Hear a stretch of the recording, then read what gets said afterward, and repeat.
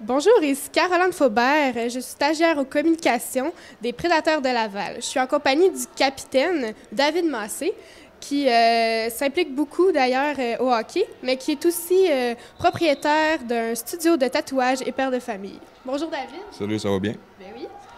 Donc David, ça fait maintenant 8 saisons que tu évolues au niveau de la Ligue nord-américaine de hockey. Et tu as aussi joué junior majeur et dans la Ligue américaine. Exactement. J'avais commencé mon stage junior majeur à Victoriaville. Puis à moitié de la saison, je me suis fait échanger à Québec, puisque ça a été mes 2 saisons et demie les plus le fun à jouer junior. Il y avait une organisation là-bas, c'était incroyable, puis j'avais bien apprécié.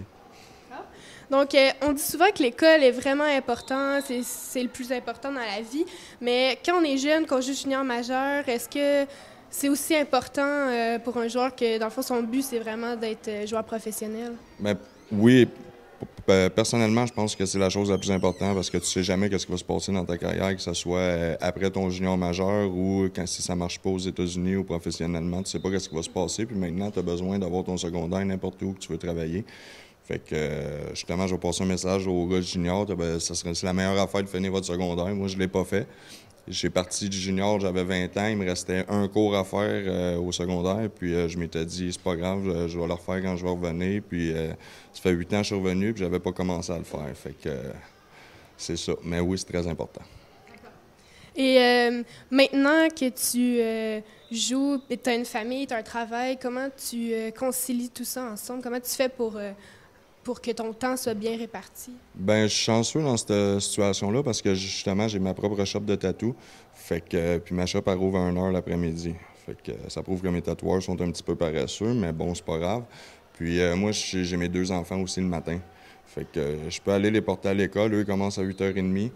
Moi, je commence mes cours à 10h à l'école jusqu'à 12h30. Puis après, je peux m'en aller à mon studio de tatouage, passer la journée là-bas. Fait que je suis chanceux à ce niveau-là. Parfait.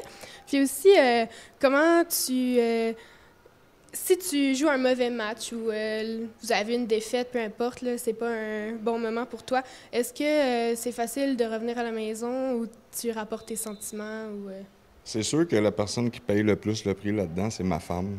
Parce que elle, c'est elle qui subit tout ce qui se passe durant une game. Si ça va pas bien, ça arrive à la maison, puis c'est elle qui va le savoir tout ce qui s'est passé. Puis dans cette situation-là, je suis pas correct dans ces moments-là.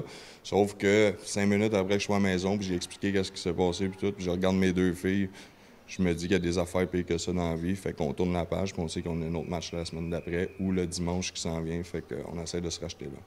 Parfait. Et comment tu fais pour te préparer avant un match, là? As-tu un rituel ou quelque chose que tu fais toujours?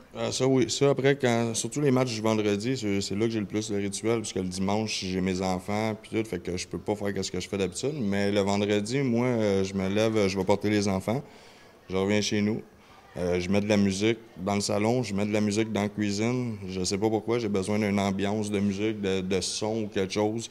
Puis vers 12h30, notre trainer, Costo, que j'ai la chance de l'avoir comme voisin, lui, il me fait mes pre-game meals, mes repas d'avant-match. Fait que je traverse chez eux, je reviens chez nous, puis je me prépare pour la game, puis je m'en viens. Parfait. Puis on a aussi pu voir sur Facebook que tu prépares un projet pour les enfants pour Noël. Je pense que c'est en lien avec tes enfants, justement. Veux-tu nous en parler? Bien ça, moi, je voulais, justement, je veux montrer à mes filles que dans la vie, tu sais, c'est pas tout le temps important de recevoir. J'ai 2 petits-enfants gâtés, puis je pense qu'il y a beaucoup d'enfants au Québec ou partout dans le monde aussi qui ont besoin des choses, que ce soit pour Noël ou que n'importe quoi pour l'école ou n'importe quoi. L'été qui vient de passer, j'avais fait une fin de semaine de tatouage pour le TDAH.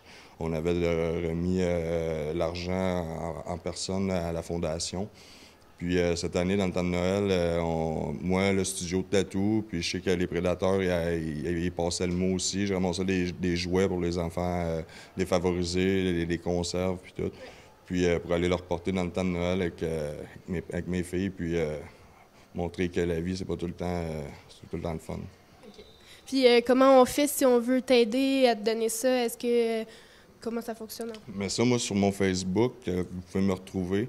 J'ai aussi le Facebook du studio de tatou. Il y a du monde qui peut venir me porter ça au studio de tatou, laisser leur nom, parce que dans le temps de Noël, je fais tirer un certificat cadeau aussi d'une valeur de 100 pour toutes les personnes qui m'ont amené des choses. Fait que au studio de tatou, ça serait parfait. Ou si je me déplace, j'ai une vanne. Fait que s'il y a du monde qui ont beaucoup de choses, je peux me déplacer dans la journée juste en m'envoyer un message en privé ou me demander comme ami, puis on va s'arranger. Parfait, bien merci beaucoup. Donc, vous avez bien compris, allez voir David Massé sur Facebook, sur sa page de tatou.